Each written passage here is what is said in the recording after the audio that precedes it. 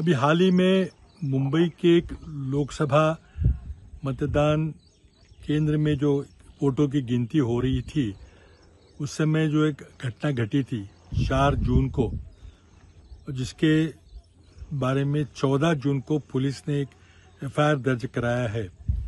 बहुत सारे प्रश्न यहाँ से उपस्थित होते हैं।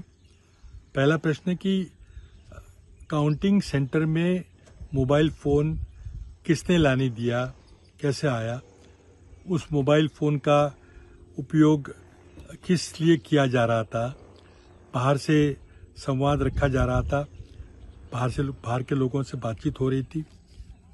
जो उम्मीदवार विजय घोषित किया गया है उसके नज़दीकी रिश्तेदार थे। साथ ही में जो नई बात आई कि मोबाइल फ़ोन का ओटीपी जनरेट करने के लिए उपयोग होता है और उस ओटीपी से इलेक्ट्रॉनिक वोटिंग मशीन खोले जाते हैं, ये सब नई बातें हैं। ये कहाँ से ओटीपी वगैरह की बात आई थी? और साथ ही में इलेक्ट्रॉनिकली ट्रांसमिटेड वोटर सिस्टम, जो हमारे सर्विस वोटर्स हैं उनके लिए ये जो ETPBS करके जो सिस्टम प्रणाली है, इसका भी हमने पहले कभी जिक्र नहीं सुना था। तो कई सारी समस्याएं हल होती है। एफआईआर की जो कॉपी है वो उसको प्रकट नहीं किया गया, उसको गुप्त रखा गया है।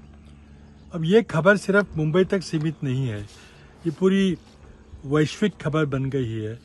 इलॉन मस्क जो एक बहुत बड़े जाने पहचाने तकनीकी विशेषज्ञ है, जो आर्टिफिशियल इंटेलिजेंस पे बड़ा सारा काम करते हैं, उन्होंने इलेक्ट्रॉनिक वोटिंग मशीन पे प्रश्न चिन्ह उठाया है कि कोई भी इलेक्ट्रॉनिक मशीन हैक होती है। कई सारे सवाल खड़े होते हैं इस घटना से। मैं गुजारिश करूंगा चुनाव आयोग से कि तुरंत एक व्यापक टिप्पणी इसके बारे में प्रकाशित करें कि मोबाइल फ़ोन का क्या रोल है, ये जो एफआईआर दर्ज किया गया उसको प्रकट क्यों नहीं किया जा रहा है, उसको गुप्त क्यों रखा गया है।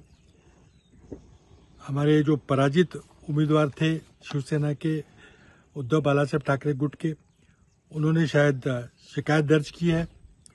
और ये ओटीपी जनरेट करना, क्या कोई भी फ़ोन से ओटीपी जनरेट होके इलेक्ट्रॉनिक वोटिंग मशीन हम खोल सकते हैं, उस पर बदलाव कर सकते हैं।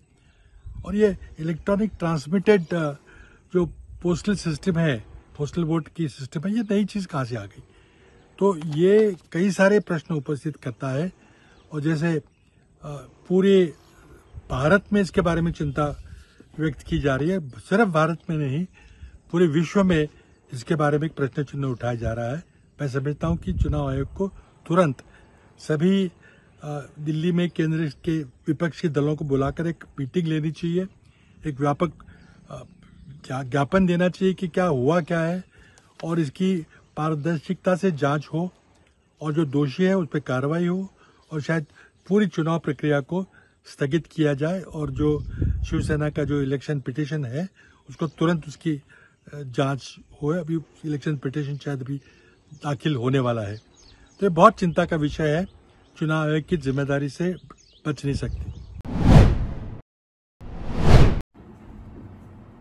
नमस्कार।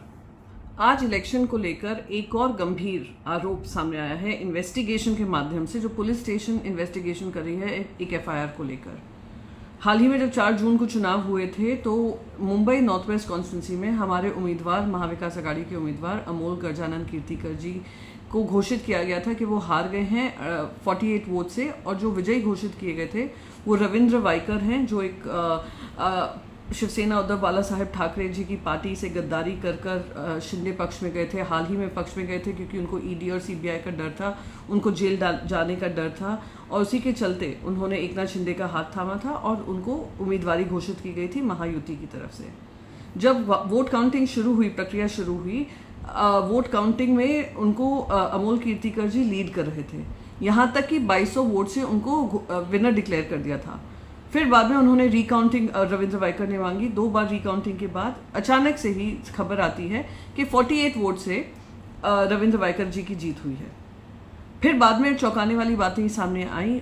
ये पता चला एक अरोरा जी जो एक इंडिपेंडेंट कैंडिडेट थे और एक शाह जी जो एक इंडिपेंडेंट कैंडिडेट थे, उन्होंने वनराय पुलिस स्टेशन को अप्रोच कर कहा कि किस तरीके से रविंद्र वाइकर के साले वो एक मोबाइल फ़ोन बिल्कुल भी काउंटिंग एरियाज में अलाउड नहीं है। 3 लेवल ऑफ सिक्योरिटी हैं और किसी को भी ये अनुमति नहीं दी गई है कि वो मोबाइल फ़ोन्स लेकर जाएं। और वो मोबाइल फ़ोन लेकर गए थे, इसको लेकर उन्होंने कंप्लेन की थी पुलिस स्टेशन पर, वनराय पुलिस स्टेशन पर। एफआईआर दर्ज करने में देरी लग रही थी कि पुलिस स्टेशन कह रही थी कि उन पर दबाव डाला जा रहा है। फिर एफआईआर दर्ज हुआ। अमोल कीर्तिकर जी ने सीसीटीवी फुटेज मांगी उस दिन की जिस दिन वोटिंग चल रही थी। 77 कैमराज हैं और उनका अधिकार बनता है कि सीसीटीवी फुटेज वो मांग सकते हैं, पर उनको वो सीसीटीवी फुटेज डिनाई कर दिया गया। और सीसीटीवी फुटेज मुंबई पुलिस भी मांग रही है टू एस्टैब्लिश दैट क्लेम। पर खैर, इन्वेस्टिगेशन में अब सामने ये आ रहा है कि ये जो मोबाइल फ़ोन था उस पर ओटीपी, वन टाइम पासवर्ड जो होता है, ओटीपी आ रहा था। और जो मंगेश पांडलीकर हैं, जो उनके साले हैं, उनके साथ एक और जन पे एफआईआर दर्ज हुई है। वो है दिनेश गुर्रव। दिनेश गुर्रव कौन है? वो ऑनकोर जो ऑपरेटर है, पोल पोर्टल जो होता है, ऑपरेटर है और इलेक्शन कमीशन के साथ हैं।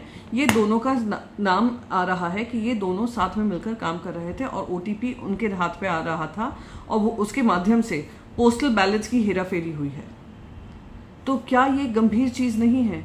क्या ये सब चीज़ का संज्ञान लेकर इलेक्शन कमीशन को ये जो रिजल्ट डिक्लेयर किया है उसको ऑन होल्ड नहीं रख देना चाहिए? क्या इलेक्शन कमीशन की जिम्मेदारी नहीं बनती है कि अगर हम फ्री एंड फेयर निष्पक्ष चुनाव की बात करते हैं तो अगर इस तरीके की इन्वेस्टिगेशन, और वो भी मुंबई पुलिस में, यहाँ पे कुछ भी अपना नहीं बोल रही हूँ, मुंबई पुलिस की इन्वेस्टिगेशन बता रही है, तो इस पर कार्रवाई होनी चाहिए। क्या ये सही होगा कि अभी तक जो कंट्रोवर्सी चल रही है इन्वेस्टिगेशन के जो दायरे में है और एक जीता हुए कैंडिडेट को आपने हरा दिया, 48 वोट से हरा दिया, क्या उसकी इन्वेस्टिगेशन खत्म ना होने तक क्या रविंद्र वाइकर को ओथ लेना लाजमी होगा? और मैं कहती हूँ अगर इलेक्शन कमीशन फिर भी इसमें विफल रहा तो कोर्ट्स तो हैं ही, हम जुडिशरी से उम्मीद करेंगे कि जुडिशरी इसमें स्टेप इन कर जो सही है काम करे। जैसे कि चंडीगढ़ का जो मेयर चुनाव हुआ था, सीसीटीवी के सामने दिख रहा था कैसे अनिल मसीह जो हैं वो पूरी तरीके से मैनिपुलेट कर रहे थे। ये भी एक मैनिपुलेशन है। और अगर इसका संज्ञान इलेक्शन कमीशन नहीं लेता है तो इलेक्शन कमीशन की खुद की भूमिका पे बहुत गंभीर सवाल उठेंगे। मैं उम्मीद करती हूँ कि इलेक्शन कमीशन इसका संज्ञान लेकर इस पे कठोर कार्रवाई करेंगे और देश में जो निष्पक्ष चुनाव होने चाहिए उसकी निष्पक्षता को बरकरार रखेंगे। धन्यवाद। जय हिंद।